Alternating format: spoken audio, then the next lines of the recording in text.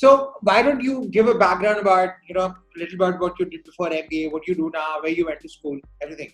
Before you start that, I just want to clarify to everyone. So all these answers are my independent view, like based on my experience. These are not in any way endorsed by either the Ross School of Business or by the consulting firm that I work with. So it's just my independent opinion. So please research more, talk to more people, and build a very informed opinion. It's just what I'm sharing is just me. Yeah, sure. Hi everyone. I know I can't see you, but hope everyone is staying safe.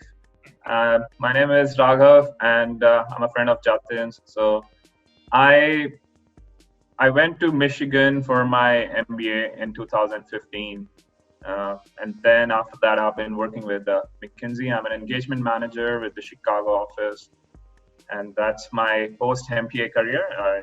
I'm really enjoying consulting. That's what I wanted to do, even when I was applying. People say sometimes you put things in essays that are not true. I think in my case it was I wrote what I wanted, and that's what I've been doing. Before very well, Raghav. You're not very audible. I'm not. So let me do one thing. Let me also dial in by phone. Let me dial in by phone as well, so that I think that'll be better. It's way better now. It's better. Okay. So I'll be a little louder. My pre-MBA experience, I was working with a market research firm in Delhi by the name Crore Research. I was there for about 4 years, and then I also did a product management role with an Indian telecom company. And and I worked in Delhi, I worked in Johannesburg, and then I moved to Ann Arbor. Awesome. And first question, and this is on behalf of the applicants, and this is a message for the applicants as well, that I'll be opening it up for Q&A roughly within 20-25 minutes from now. So if you have anything that you want to ask, we have Raghav here, and I know that he's very down to earth. I know that he and I worked together, Raghav, how many years ago? We worked I think it was 15, right? 5 years ago. Yeah. 5 years, exactly. So he's one of those, is the rare breed for people in our industry to be in touch with the counselors that you worked with. It's the true fact about our industry, that people don't keep in touch, they don't maintain relationships. But he's been calling ever since, every time he's in India, every time he's around, we've met more than a couple of times. So awesome. Raghav, let me ask you this. When you and I met, were you confused about your goals, or you knew that you want to do consulting? People fall across both the categories. Some of us have to pretend that, let me just create whatever goals I have in mind, and then I'll figure my way up. Some people are very, very certain that, I know what am I getting into a B school. What I want from you is answers to both. One, how certain were you, and how was your journey? And if you can also share not specific names, but examples of people who were there in Ross, whom you knew in their careers during the course of their MBA journey. No, sure. Let me start with the first one, right? How sure or how confident was I about my journey? So I think if I put it in style, I'll sort of divide it in two things. One is what I want to do after consulting, and second, where did I want to go to school? So in terms of what I wanted to do or what I wanted to get out of consulting, I was very sure about it. And the reason for that was, so the firm that I worked with, we used to work a lot with management consultants. So Crore Research was started by the Monitor Group. So we worked a lot with Monitor consultants. So I understood the work they did and their lifestyle and the challenges that they solved. So I was very much excited about it and wanted to do that. And I knew that for me to transition to consulting, I would need an MBA. I mean, that was the more conventional path, I would say, not the only path. And that's why an MBA was on top of my mind. The other reason that I wanted to do a global MBA was because I felt that the markets outside of India are more developed. So the kind of challenges and the processes that you get exposed to are more structured. And then it's like you're working on cutting edge technology. So that was the second reason for why I wanted to do a global MBA.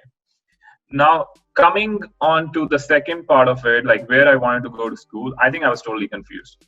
I didn't know where I would go.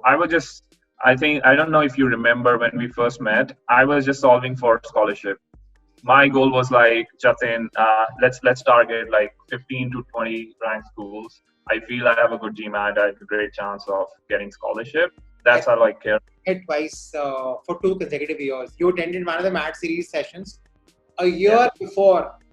Yeah. I took my sweet time, like preparing about it. I know. So, and so for me, it was like, yeah, right. Like I was coming from that mindset that I don't want to spend a lot of money. It's an opportunity cost, right? Like I want an MBA, that's it, and that will get me wherever I want. However, talking to you, like you told me, why don't you go for the top 10 schools, right? Why aren't you targeting that? And then my big question was finances, how I'm going to manage that.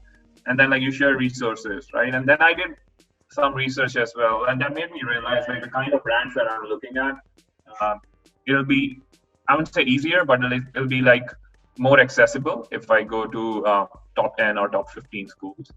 And that's how I think the whole journey started. And like I actually got excited about the fact that I want to attend like the top 10 schools. I want to go to a bigger brand because one, it's I think the profession that I was looking at, all the top consulting firms, they come on campus to these schools.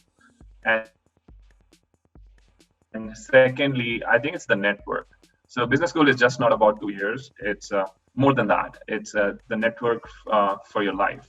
And going to a better school definitely helps you get into the network where people are already in great positions. But also like with Michigan, it's such a big school or such a big university, your network anyways expands exponentially. So yeah, so I think it took some time for me to be sure of where I want to go. I needed some guidance. I needed a lot of research.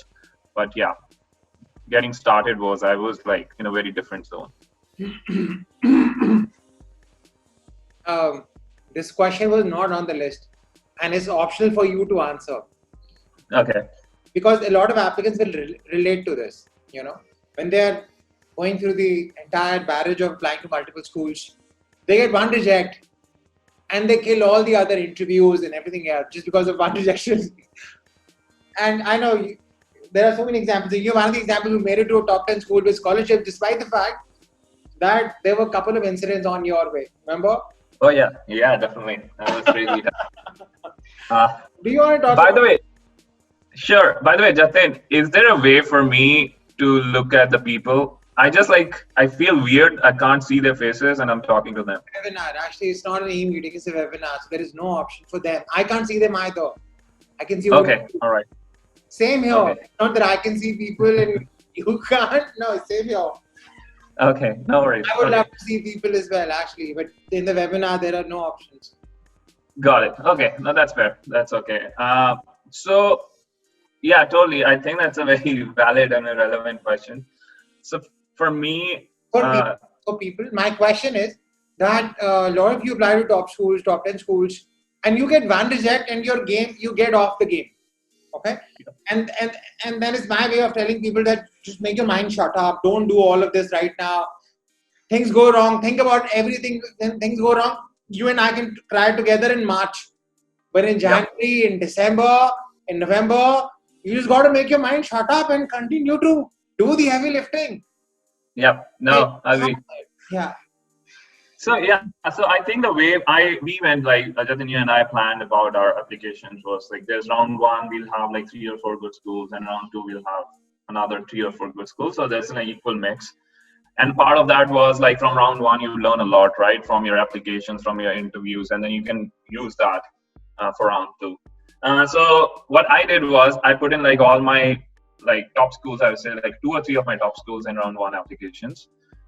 Fortunately, I got interviews for all of them, except one, I would say. And then one by one, I bombed the interviews or something went wrong. By the end of round one, I didn't have any admit. I just had one wait list. And then for me, that was like, what do I do now? This is all like, these are the schools I really wanted to go. One, there was like, my confidence was shattered in a way that maybe my profile is not appealing to the business schools. So that's one. second, and the second point was, what am I doing wrong in interviews? Like, where am I going wrong? And because you don't get any feedback, like there are only few schools that tell you like what went wrong and like how can you improve for next year. But it's just very hard, and at that time you are so filled with emotions. It's just like very difficult to separate that from the actual situation, because you're biased, right? Like you want to get in and you feel that you are the best candidate they can get. And that was on my mind as well. And it's very difficult to separate that from the actual situation that happened. So I remember like I called you, Jatin, and I was like, oh my God, this is like, I'm done. I don't want to, I think I will have to settle down with like, with a lower rank school, or maybe I would not go altogether. This is like, maybe I'll wait for a year. And I think that's when we had that conversation. I clearly remember your words where you said like, let's wait until March. And then if by the end of that, you don't get anything, feel free to cry and do whatever. But until then, just stay focused. And we discussed our interviews, right? Like we discussed like what were the questions. I think if you go back, the voice goes down. I don't know why. Oh, okay. Yeah. Is it better now? Yes. Yeah, I think so. We discussed our interviews, right? Like what went wrong, what are the questions, how did I answer, where should I have focused more? And then we looked through our applications again and saw that, okay, were we detailed enough? Did we touch on the right topics? And then you were the last person, Raghav. You were the last person in Pythagurus to have a morning interview with an alumni ever. That was the worst. I remember you scheduled your interview early morning with somebody at 8 o'clock, 8:30 in one of the cafe coffee days, and 10 minutes into the interview, this person says, gets up and says, you know what, great job, we like you, but I've got to rush to a meeting now. And I remember I got a call, what is wrong with this guy? I came That was unfortunate. I don't want to name the school, but like, yeah, that was like one of the most like, it was a weird interview. I was only asked 3 questions. Okay, tell me about your background. Why do you want to do MBA? And there's like one more very general question, no follow-ups. And he was like, okay, I need to go. But it's nice talking to you. And then I was left confused. Like, what went wrong? Like, was I not dressed enough? What was going on? And then I think, so that was weird. And there are like situations that are out of your control, right? Like it's the way it happened. I got connected with that alum, right? Like, and it was just like a moment chance. But the other interviews, I would say, is I learned a lot. Like, I think when you start interviewing, you start getting a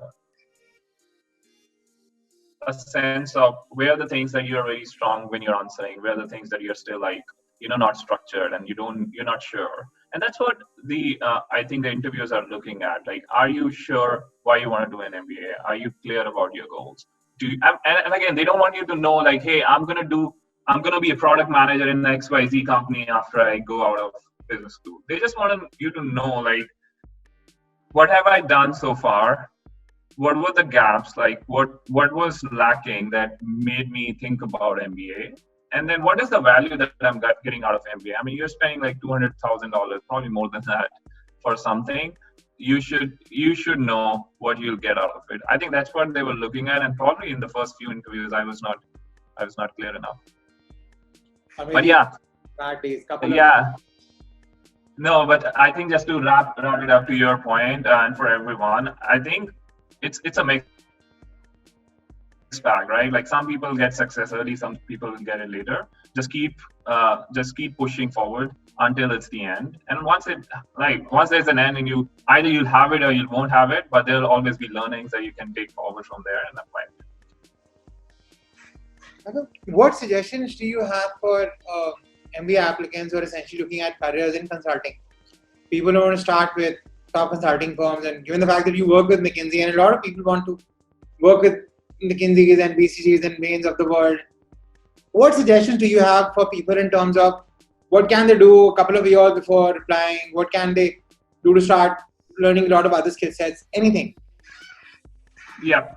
I think consulting in general as a profession, there are like 3-4 skills that are highly valued, right? One is your problem solving, structured, like how structured you are. Second is your interpersonal skills, like how like your communication, how top down you are, how coherent you are, how like I think concise you are. And that's another one. And third is and it's I think it's true for every profession in the US when you come here. It's networking, which we are not used to at all when we are in India. Right? Like you send your resume, people like you, they say interview you. Other than that, there is no like other touch points that we know of. So I would say like if you're preparing for a career in consulting, one try to be more like structured in your thoughts, like very clear in what when you're solving a problem. Uh, I mean, and it's not like rocket science. It's more about how do you like define the full. How do you when you structure the problem? How do you come to the 4 or 5 big elements that define that problem? Like just have that point of or that way of thinking. Second, you should have a basic knowledge of almost all the businesses industries. Like how does what's the value chain of each of these industries? That's more important. Like how does the money flow, and who are the big players, and what are the big trends? I think that's something, and that knowledge is all out there online. And then just feel free to go online, do a research on certain industry, and also like whatever industry that you are connected to or interested in, be aware of what are the current trends and what's happening, so that you can talk about it. I think that gives you a lot of perspective going into your interviews, or even when you're talking to, I mean, beyond after consulting, right? Like talking to clients, that gives you a lot of information to share. Third one I would say is a little challenging, and I don't know like how to solve it being there, is how do you connect and network with people? I think that's very, very important, and most Indian applicants, they always face challenges there. Like at least I did coming from India, is I didn't know how to start conversations, how to reach out to people. And I think the only way about that is be very specific in your asks or in your discussions, and also in your reach out. So one myth I would say is that you need to reach out to as many people as possible from a certain school or from a certain company if you're connecting with them. I don't think that's the right approach. It's not quantity. I think it's even you have 2 or 3 meaningful conversations with people. That is more than enough. And people talk to each other. There's all the time when I with my colleagues, there's like one person reaching out to everyone with the same email. We discuss, right? We talk to each other, and we be like, this person doesn't have the focus, or the like doesn't have the specificity. Is that he's reaching out to me asking the same questions, reaching out to someone else asking, it's the same email. So just be aware that like people within business school or people within consulting or any profession, they'll talk to each other if they're in the same company. And if you're just like shooting an email to everyone, broadcasting, that's not going to help. So focus on quality. Be very sure about what are your needs. Don't ask information that's already there. Go to the website, learn about the company, learn about the kind of work they do, and build your questions off of that. It shouldn't be like, hey, how many offices does your consulting firm have? I mean, this is all available there. I think it's more about, okay, I'm very much interested in, let's say, healthcare. What are the kind of projects that you do? What is the magnitude of problems that we are solving? What are the growth opportunities? I think those are the questions that spark discussions and actually show an intent to learn about things, versus just doing it for the sake of it. Hey, I talked to 5 people. I think I've done my bit. I don't think that's going to help. So yeah, so these are the 3 or 4 things I would say. Like, one, try to be structured. Second, be aware of the industry trends and in general, like how the value flows in an industry. And third, like be very, very specific and be very sensible in your reach outs. What suggestions do you have for people who are now going to apply in round 1, irrespective of the industries they are looking at, irrespective of, but imagine there are people who are applying to both 2-year MBAs and 1-year MBA programs across the world. Mm-hmm. Mm-hmm. How should they differentiate between these two, and what should they be doing right now if they have to, like, hands down maximize whatever they can, and every school should come back to them and say, you know what, I want you right here, right now. What would you rather they did? Yeah, definitely. So I think the one most important thing is planning, right? Like plan your whole cycle of how you want to go about it. And I think that again, that was one thing that I lacked outside of my work. So at work, I knew how to plan my projects, how to have a work plan, a weekly work plan. But when it came to beyond work, like my applications, I would say like I could have done better. And if you think about it, there are three outcomes from your applications, right? Like one is your resume. That's one. Second is your application. That's very tangible. The third is your interview, right? And you need to dedicate adequate amount of time to each one of these. And it depends on like what's your first touch point. If it's resume, you need to spend a lot of time on that because that's how they get to know you. So I think for people who are applying for round one, like spend a lot of time understanding what have you done and what is your personal brand that you want to highlight on your resume.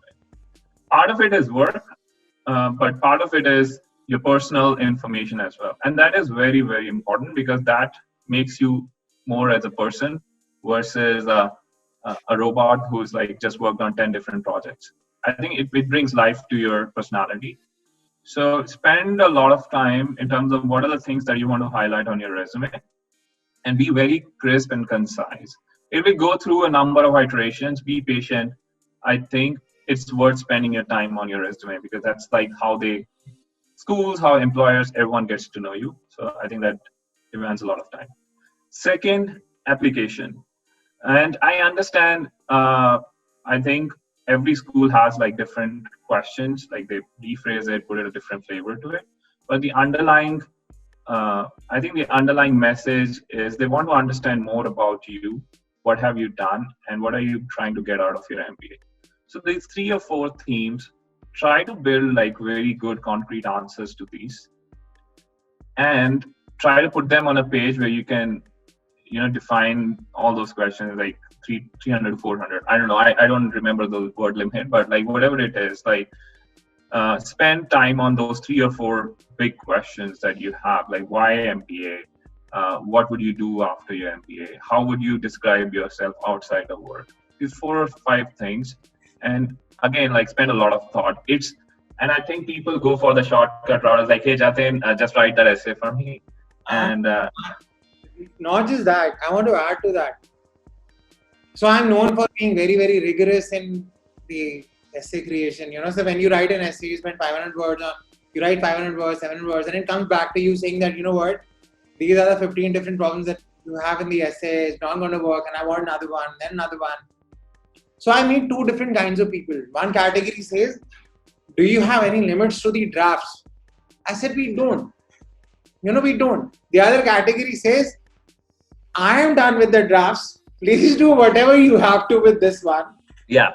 This is the final one from my side. Please, Jatin, turn it around. I don't care because I don't have time.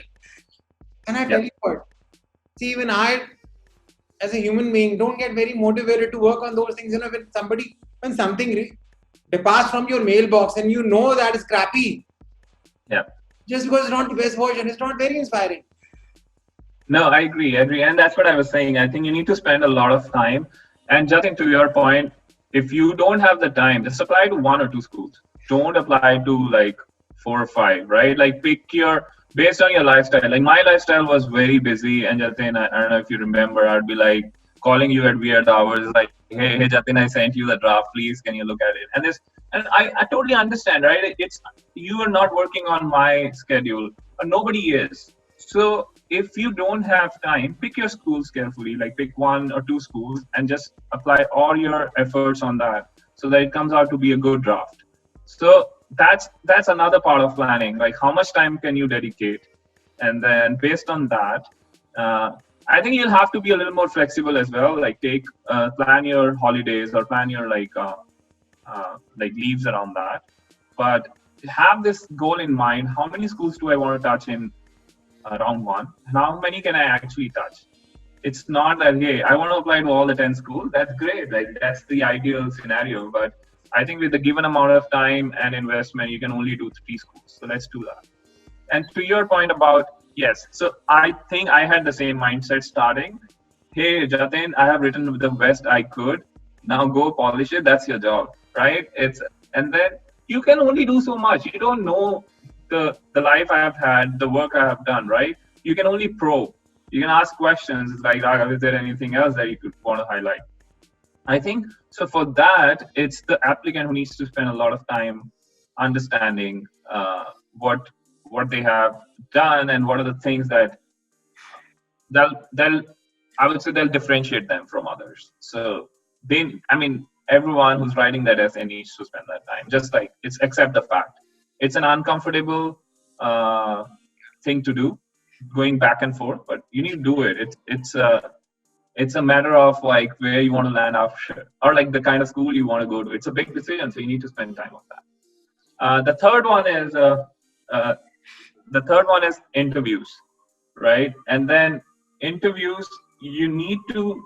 So once like you submit the application, there's a time where we need to spend and I'm sorry about the background noise. It's just like. But you need to spend a lot of time for interviews as well. And again, like there are 3 or 4 things they want to know about you. It's the same thing that you put on essays, but now you need to tell that in like 1 to 2 minutes. So a lot of practice. And I think, again, the practice will be all you, but also, yeah, you schedule time with Jatin and whoever, right? Like you talk to your friends, ask them to interview you, and then get feedback and improve it. I think feedback with interviews, feedback is your only friend, and then you should just be open to that. One thing that I've realized has changed a lot in interviews, and this is very important for people to listen to this. Now you have got to be organically prepared for an interview. That essentially means, like 7 years ago, you could prepare responses to 10, 12, 15 answers, go and do a stage performance, find your way in. It's not the case anymore. Schools want to do exactly. I think it's a discussion more than an interview, right? It's not that, hey, tell me about yourself. What do you want to do MBA? And what are your goals? It's more about like, tell me about yourself. And if you say something interesting, they're just going to ask you like, okay, let's discuss that. It sounds like you were into X sports, right? Like, tell me more about it. What did you learn? Like, how was it when you went, or when you were working on this project? Sounds very interesting. What was the topic? What's happening in that industry? How do you think that the industry is going to change? I think it's just a conversation, and it's like you talking to someone and sharing your aspirations, sharing your experience with someone. So a good point, Jatin. Actually, it's not like, don't take it as a question and answer round. Just take it more as a discussion where you are sharing your views. And one thing that I want for everyone to remember is it's not about them knowing you and giving you an admit. It's also for you to know more about the school, the experience, and make an informed decision. So that's very important. And I think usually we go with the mindset like, I need to do my best for them to select me, which is fine. Like you need to do that. But part of it is that it's like you are going to a school where you'll be spending the 2 years of your life, the most expensive 2 years of your life, or 1 year, whatever. And also it's I think it's a very like big decision. So why aren't you asking questions that will define your experience there? Like how about like we never ask like, how is the culture at the school? How is the environment? How is life outside of school? Like, because we are so much focused on getting the right job that we need, and which is totally fair, right? Like we need that. But there is something beyond that. Like how big is the network? How close-knit is the network?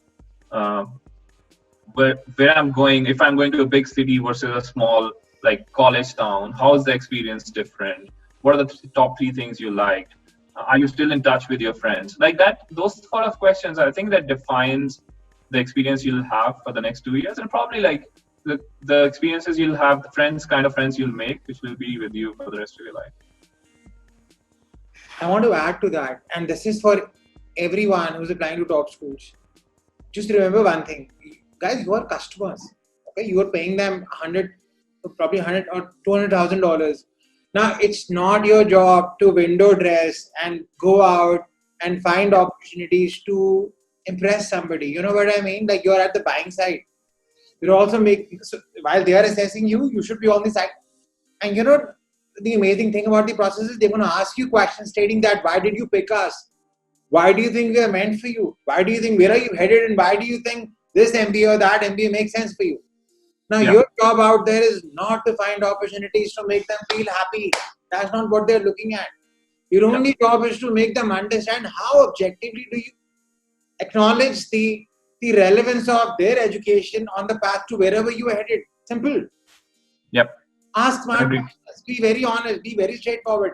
And it is not a bad idea to, even while networking with, let's say, the admissions committee during the admission seminar, to help them understand that, you know, can you focus more about the kind of places that people from my background have gone to, and what do you think are the key skill sets? So this is a bad question for end of the interview, but during the networking, feel free to ask, what do you think are the key things that differentiate this school from that one? Because 10 days of doing research from India, both the schools have started looking very similar. Can Yep. you help me identify the differences? Yep. You don't have to think about what would they, and applicants say, what would they think about me, Jatin, if I tell them, okay, can you please tell me what is the difference? Then, hey, listen, this is their job to tell you that how is Duke different from Darden, or how Darden different from Tuck, or how's Columbia different from Wharton. That's okay. Ask them a question. You can't do it during an interview. If you're invited for an interview and you ask them, can you tell me more about how is Columbia different from Wharton? Then you're done. It's like you're getting married and you're doing the Saat Fairas, and you're asking that, is the girl going to work after marriage? Or is she thinking of quitting her job? You know what I mean?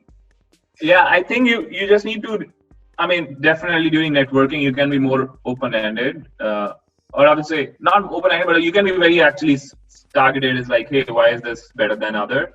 I think in the interview, the right way to phrase is like, okay, you tell me what was your reason for picking this school, like, or why, how did this school shape your experience, like, so because sometimes it's you don't even have to ask the specific question. It's like ask a very broader question about their experience, and they'll obviously talk about the things that they really liked, the things that stood out for them for that school versus the others. But yeah, I think the overall message is like it's important for you to know about the school as much as they want to know about you. Now, I have last question for you, and then I'll open this up for Q&A. Okay? Sure. My last question for you is, so just an update, very proud to share that we have completed 100 crores. We have crossed 100 crores of scholarship. Congratulations. And super proud of that. Now, not everybody gets scholarships. And not everybody in India can afford an international MBA. Like they don't, I didn't belong to a family where I could go and tell my dad, listen, can you pay me 1.5 crores because I want to do an international MBA? Raghav, how easy or how tough is it for people to get loans, to manage financial aid when they're looking at these MBA programs? Yeah. I think it's it's definitely challenging, right? It's a lot of money, and even if you're getting a loan, it's a big decision for you to make. Like, do you want to spend? Now, if you have made that decision, usually there are like two parts. One is I would say most of the schools, they will be your co-signers, and they will like get you a loan. Like they have partnerships with banks where they will get you a student loan when you come to the US, right? So all of your, depending on your savings, like the rest of the money that you need, like most of the schools, they'll be the co-signers, and they'll make sure that you have the finances. That's one. Now, second one is there are some schools that have partnerships with private lenders, where the rate of interest might be a little higher, but again, like they'll make sure like that you have the finances. And probably there are some schools that don't offer that, and that becomes a little challenging. Then you need to like explore your options. Like there are some private lenders which have actually these companies have been started by the business school alums. So because they realize this need and they're trying to help. Again, the rate of interest might be a little higher. And then you have the option of getting that from India as well, which is again like an even higher rate on your education. So I would say, I think it's accessible. I don't know how things are going to shape up after COVID, like how easy or difficult it's going to be. But given like if I normalize it for COVID, like given pre-COVID situation, I think the best bet is always like a school-sponsored loan where they are co-signing it. I think that one, you get a better deal, and then it's very seamless. It's part of the whole application process. And the second one is just looking at like options for private lenders, where especially internationally, I would say, because you'd want to have it in the same currency as your, so that there's no impact of like fluctuations in exchange rate. So those are the 2 or 3 routes. And then there are some like other scholarships, school specific scholarships as well that I think you need to apply for that. That's not considered as part of your applications, and you need to apply for that. And there are like some non-profits or private organizations that also provide scholarships. There are some like they have some requirements, you need to apply it. So be aware of those opportunities as well. I know like Stanford had that with Reliance. I don't know if there's any more, but yeah. So and they are like very selective, but there's no harm in applying, right? Like you just need to fill out an application. So be aware of those opportunities as well. And then savings, definitely they help always. And another way to also look at it is so I think you need living expenses. So never discount beyond like your tuition fees or like living expenses, especially for the first year, because what I saw at my school was when most of the people got their internship, they had like adequate savings that they could use for the second year. So I think it's more about like first year, manage it so that you have enough resources, enough finances. And then once you have the internship and like hopefully you'll have a full-time offer as well, then it becomes like really easy, and then the stress goes out as well, and then you're willing to even take bigger risk. So I think plan definitely for your first year. Okay, let me put it this way. Tuition fee for the entire 2 years, but living expenses just for the first year.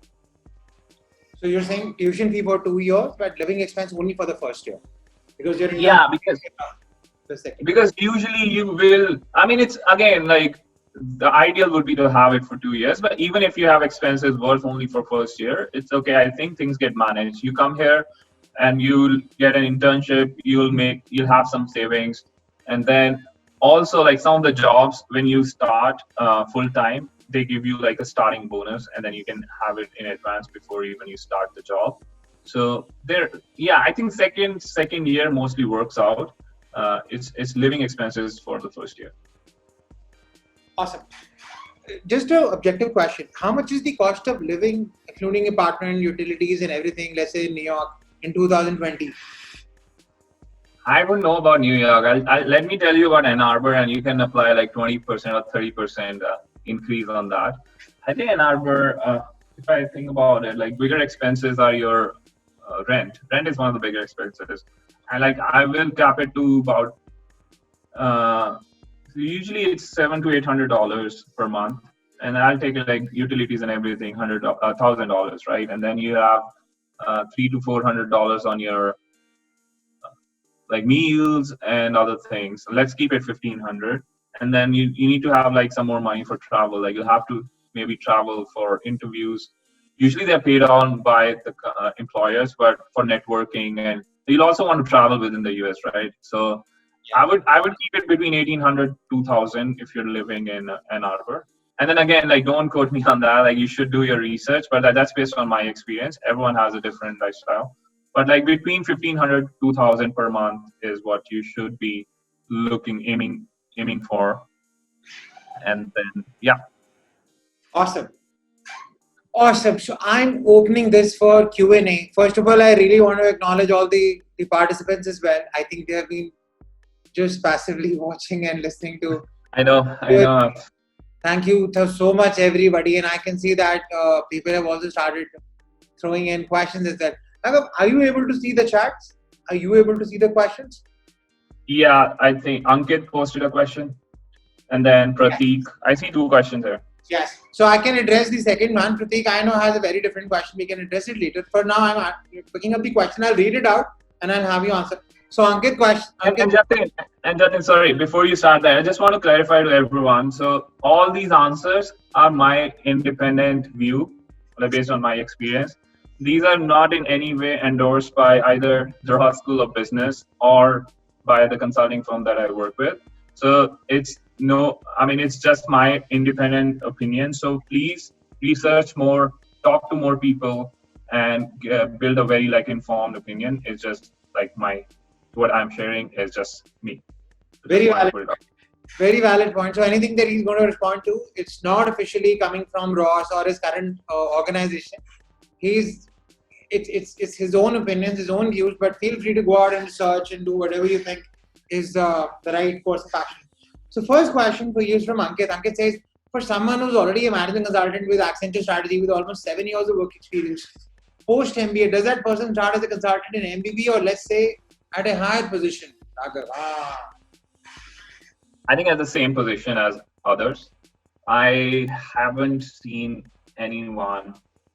And again, I think there might be an exception to that. If you go back to the same employer, you may start at a different position. But let's say from Accenture strategy, you're going to Deloitte, you're going to Bain, BCG, or McKinsey. You will start at the whatever associate consultant, whatever is the starting position for MBA grads. However, after you join, like some firms, the promotions are not tenure based; they are more your performance based. So if you've already been a consultant, you know the toolkit, you know how to do the things, then I think you'll grow faster in the firm. But I think the starting position is at the same level. Awesome. All right. Now we have next question from Anand. Anand says hi, Jatin and Raghav. And Anand, what is your question? I can't see your question. I think it's still typing. Yeah. Other people, while Anand is typing his question, does anybody else have any other question? Yep. So Prateek has a question that says, is it worth to go for it? MIM courses, is it worth it, or MBA is really an expensive deal and need to pursue masters in 2 years after bachelor's in computer science? Since Raghav, you are not an MIM, can I answer to that? And I work with a lot of people. Please go ahead. Prateek, I don't think MBA is expensive. Okay, you spend $100 and you get a job worth $150. All right. So I think it's at a relative scale. If you're looking at only the cost of how much what does it take to do an MBA, and you're not driven by what is missing in terms of where are the areas that will transform you, then MBA is not meant for you. You know what I mean? If you're thinking of expanding in life, MBA is just a place for people to come across in an ecosystem where you'll have tons and tons of business leaders coaching you for the next 20, 30, 40 years of your life. Right? Average salary is $140,000, $150,000. Average cost of an MBA, $150,000. So you're paying $150,000 to $180,000 once and you're getting an annual salary of $150,000. I don't think it's expensive. If you think you're thinking only from the perspective of cost, I think right now maybe you're comparing it to what your current salary is. Don't worry. I used to earn 22,000 rupees a month when I applied for a school, and I used to look at the amount and I think, you know what? How can I ever afford this? You become somebody who's keen on exploring it, and financial aid, loans, scholarships. These schools also have an ecosystem because they know not everybody across India or various other countries is sitting at a current paycheck of 40 lakhs a year. They're not.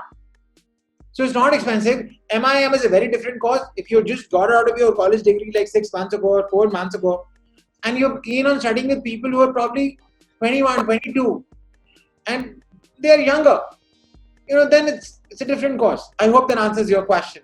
Right. Now, next question is, I think they are still typing, Open 7. No, I think there's one on importance of global experience to get into top business schools. Pratibha, yes. How important is global experience to get into a top business school like Harvard Business School? Yes. Yeah. So I think again, take it with a pinch of salt because every business school looks at candidates different, right? But I would say it is important, but it's not a deal breaker. So global experience anyways is important because you get to learn a lot about businesses in other countries, in other cultural differences and the way people think about problems. So I think it's definitely very important. But I wouldn't say that they expect everyone to come with global experience. I think it depends on what is your story. I feel like if someone who has worked, let's say, and I'm taking extremes, like someone who has worked with nonprofits in rural India with a very like deep focus that they want to like support like health access in like rural parts of India, and they work towards that. And they apply to the business school, and now their story is like, I want to learn more about how can I make it more accessible learning from like taking learnings from the developed world. At that point, they don't care about your global exposure, right? All they care about is the work that you've done. I think it's all tied down to your story. And also, like, the most important reason for people, especially from India, going for a global MBA or a US MBA is because they want global exposure. So I think it's how you define yourself, how do you define your story matters more versus just like one piece of global exposure on your, like, even if you work, let's say, in the US and it doesn't tie to your story, that's not going to help you. They're just not looking at, oh, you came here for 2 months, you become a brighter candidate suddenly. I think it's more about how it becomes a part of your larger story. And even if it's not there, I don't think it's any disadvantage. It's just that you need to tell the story in a way that you need more of it. And that's why you're applying. Yeah. Next question is by Aman. Aman says, hi, how is problem-solving experience at Indian consumer tech startup assessed while approaching McKinsey, Bain, BCG? I understand that the brand value of the pre-MBA experience matters, but how to share that story with the employers? Yeah. So I think consulting is one profession that's open to everyone.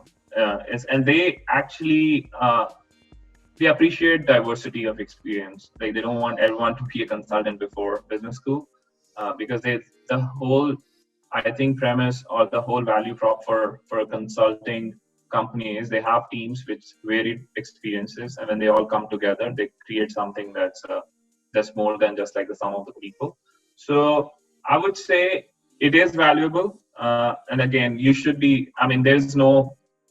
I think brands, again, people have yes, brands do catch eyes, but depending on your stories. If your story is that you've worked with startups, you have helped them grow, then they are not expecting brands. Then what they're expecting is the growth and the kind of industries that you worked in. And let me just like look at your question again, so that I'm answering. How is problem solving experience at Indian consumer? Definitely, it's important, right? Especially for startups, the most important thing is they are resource constrained. And then how do you still get value of it? Like, how do you think beyond the box? How do you solve day-to-day challenges, and then without being resourceful? So all those stories, you should definitely bring that in your experience, and they are highly valued. So I wouldn't say there's like one way of putting it versus the other. It's just like the way you do things, explain it to them, the way a startup works in India, and then they're like more than happy to know about it, because Indian market is growing really fast. Like, how do the startups actually work is very important. All right. Next question is from Tanuj. Tanuj says, is it worth considering 1-year MBA? Does it hold the same value as a 2-year MBA? How do you define value? That's more important. But I think it depends again on what you want out of it. Like, I think 1-year MBA is usually suited for people who have had a lot of experience, and all they need is a network, so that then they can just connect with the people within that network and then shift their career or like expand in their existing positions. So 1-year MBA is usually helpful for them. I would say 2-year MBA you should consider if you don't have experience of working in the US before, because a 2-year MBA gives you a chance of internships. And then from there, once you have that sort of builds your network outside of business school and you can connect. But it also gives you some experience that employers can look at and it's like, okay, yeah, he has worked here, so he has some knowledge. And then it gives you further opportunity to explore full-time opportunities. Whereas with that 1-year MBA, I don't think you have an opportunity to intern, and which gives you minimal time to network, because the moment you'll come to school, you'll start looking for full-time opportunities. Without any meaningful experience, it'll be hard for employers to like engage you. So again, it's profile dependent. If it's something that you just, because I remember I met someone in India who was working in a venture capital firm, and then he wanted to do a 1-year MBA, one because of the opportunity cost, and second, all he wanted from the MBA was a network. That's it. He didn't want anything else. He was happy with his job. All he wanted was a network of like people in different industries, and he got out of it. Versus somebody like me who wanted a job in consulting, and I wanted enough time for me to be prepared and network with people, and that's why I picked a 2-year program. I'll add a little bit to that. So Tanuj, this is for you. If you are somebody, when you think of short-term, long-term goals, you think it from the perspective of I have to make something up for the school, or there is something called short-term, long-term goals which is out there in the application, but I really don't know my goals. Then a 1-year MBA is not meant for you. Okay, because in 1-year MBA, you have to have. So I interviewed somebody from INSEAD, and her video is also going to come out very, very soon. And she said that you have to hit the ground with momentum already because you have 10 months to graduate. How would you learn so much about the cultural sensibilities of different countries? Then you have tons of curriculum to look at. Then you also have to reach out to employers, start networking, finding opportunities for full-time jobs, and you can't do it in 10 months. So it's not the value, it's about where you are right now, but that's more important. Forget from the perspective of degree or something which is there on your certificate. If that's the value that you're looking at, it's about where you are. For some people, as he very, very correctly said, for some people who have a lot of work experience and their final job is not going to fall far, far, far away from where they are right now in terms of industry, function, and the choices that they'll make. Maybe 1-year MBA will help you. But if you're planning for a complete turnaround, window shopping, you have no idea what you're looking at, and I think then give it 2 years. What would you save? Why would you save a year for? It doesn't make sense. And I also know a lot of people from very confused category. I was a confused category applicant, so I didn't know. I wrote my essays. I cracked every school that I wanted to, most of the schools that I wanted to get to, but internally I knew. And let me get into a school, and then I'll figure what is it that I really want to do. And I know a lot of people like me. I'm glad I went to a 2-year MBA, but I also know a lot of people from confused category who went to 1-year MBA, and towards the end of the MBA, they're just wondering. They're just praying for an MBA to get extended by 7 more months. They're like, I've learned everything that I have to get a job. Can you extend the MBA by 7 months? And I'll get everything right. I forgot to ask you, Raghav. You have 7 more minutes, right? It's like So we have 7 more minutes. I'm sorry. Raghav will do more talking. We have a question from Pratibha that says, so how does the pre-MBA work experience, number of years, affect the post-MBA placements? Is it better to have more work experience, say more than 3 years, for better placements? Raghav?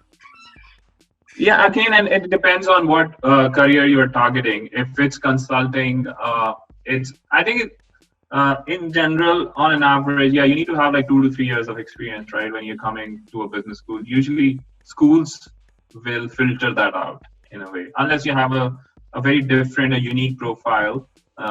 Yes, there's a possibility. I'm just talking about the average criteria. They look at like at least 2 to 3 years of experience. And I think not just for numbers, it's good for you to have that experience so that you can make an informed choice. When you come to a business school, what kind of career do you want? Like, do you have enough exposure to understand about industries, how the work is done? So I would say 2 to 3 years. In consulting, I don't think that matters more than like beyond that. If it's like you have a decent amount of experience, I don't think that they go beyond that. However, in other industries, let's say you're going for a marketing role, you're going for a product management role, or you're going for let's say operations role. There it may matter because they are looking sometimes for a specific profile, and you have enough experience. They'll be more interested in you versus others. Whereas, as I said before, consulting is like one profession that's like appreciates diversity. So it's good to have a unique profile, and number of years only matter up to a certain point as long as you have enough exposure but not beyond that. Now we have next question from Manish. Manish says,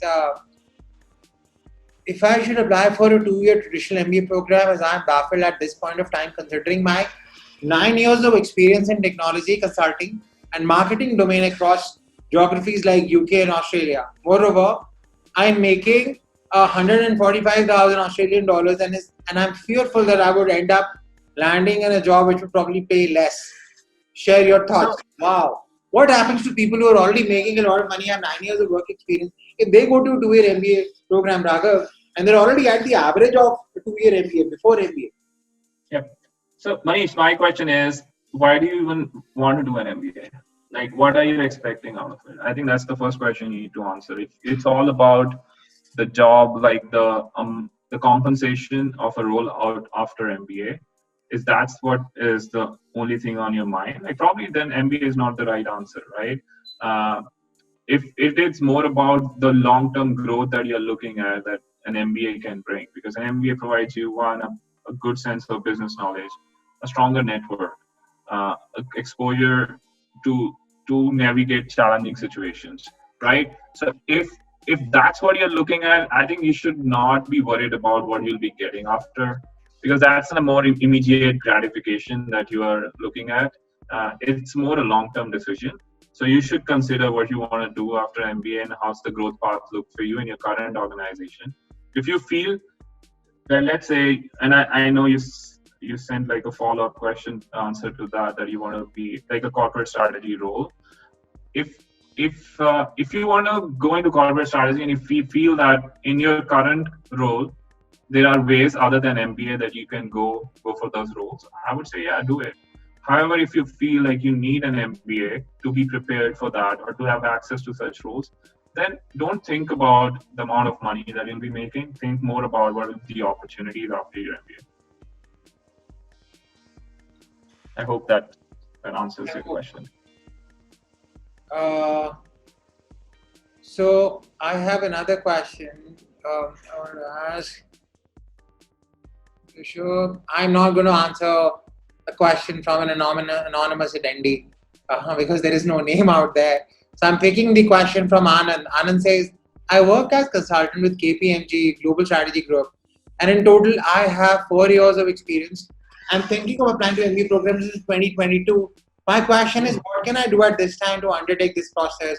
Or what can I do today to make my candidature better in future? It's a good question. It's Anand? Like, what's Anand, right? Yeah, Anand, great question. And I think you're like preparing for the very long term. You're taking 2 years to prepare. That's amazing. That's good. That's a good head start. I wish like more people were this prepared. I would say like one, in your current role, like first of all, I think take this time to understand, research a little bit more, like what do you want after your MBA, and what are the kind of schools that you want to go to, right?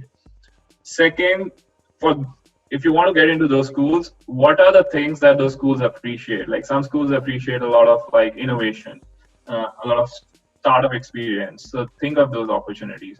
Some schools appreciate a lot of community impact. So look for opportunities where beyond your work, where you can engage with community, whether it's through a non-profit, whether it's through, starting a small group within your community to teach people. There can be so many opportunities. So I would say take this time to understand what you want and then build your profile or have those experiences where once you get the invite and you're talking to the interviews, you can share your experiences. So make those goals and focus on 2 to 3 things. Don't go too much far out. Like I remember some of my friends, like they'll go all out. I'll join Toastmasters. I'll join an NGO. I will work with a startup, like 6, 7 different things at the same time. And I don't think that helps. I think you need to first understand where you want to go. And for there, what are the 2 or 3 things that you can do different than what you're doing today? And I don't know whether you have already taken your GMAT. I think that'll be the first point as well. Get it out of the way. Spend time, 4 to 5 months, get it out of the way so that you can focus on other things. That's how I'll go about it. GMAT, and then identifying what school's geography you'd want to go to, and what do the schools appreciate, and then focus on that. And that was, so we are at sharp 8:30 right now. I won't hold you, Raghav. It's fine if there is any pending question, I can spend 5 minutes. It's okay. So, any other questions? People I'm looking at. I think Aman had this thing of, can you share a specific example of how your school helped you transform into a more polished professional? Yeah. So I think in general, I'll talk about like. Which is the question that you're responding to, Raghav? And I'll read it out for you. So Yeah, it's Aman's question about like how did the school help? All right. So the With. question for Raghav is, can you share a specific example of how your school helped you transform into a more polished professional? What role did your career center play while getting into career development, the job, the career center play while getting into MBB? Yeah, main BCG McKinsey. Yeah. Yeah. So I would say like in general at US business schools, right? Like there are a bunch of resources that you have at your disposal. Some are official, some are a little more informal. So officially, Jatin, as you mentioned, one is your careers development center, right? Like they are like the most like official resource where you can go, and they have career experts that have had experiences in different industries. So you go talk to them. They help you with a resume. They help you with understanding the kind of skills that employers are looking at, the kind of questions they will ask in your interviews. So one is that. The second one, very official resource and very important, is the school industry clubs. So you'll have, once you go to business school, there'll be a tech club, there'll be a consulting club. They help you a lot because these are run by students who have, like, these are run by second year MBAs who have gone through the process in the first year. So they bring in the latest knowledge. So they are, I think, the most helpful in terms of preparing for these roles, interviews and resumes, very high level. So that's the second one. The third one is, at least at Ross, we had this like one-on-one chats with MBA2s, and these are again dependent on where you want to go. So there's a very official like slots that you get where you can talk to people, do cases with them, and interviews with them. And that's, I think, again, highly valuable because these, again, are people who have interned at these firms. They prepared for it. They went through it. They were successful. So that's how it's helpful. And beyond that is you reaching out to MBA2s, like second-year MBAs, and forming that network, having those conversations, learning more about it. So these are like the three or four like official, non-official resources. And then the one big thing is you go to a business school for have a great classroom teaching, and then a lot of experiential exercises that will become part of it. You'll have group discussions, you'll have projects, you'll like at Ross you have this map where you work with an actual organization that's part of your curriculum where you're helping them with a consulting project. So all these opportunities help you shape your experience and learn from each other. I think the biggest strength of an MBA program is its diversity, the kind of people they're coming from. So learning from them also helps you prepare for these roles.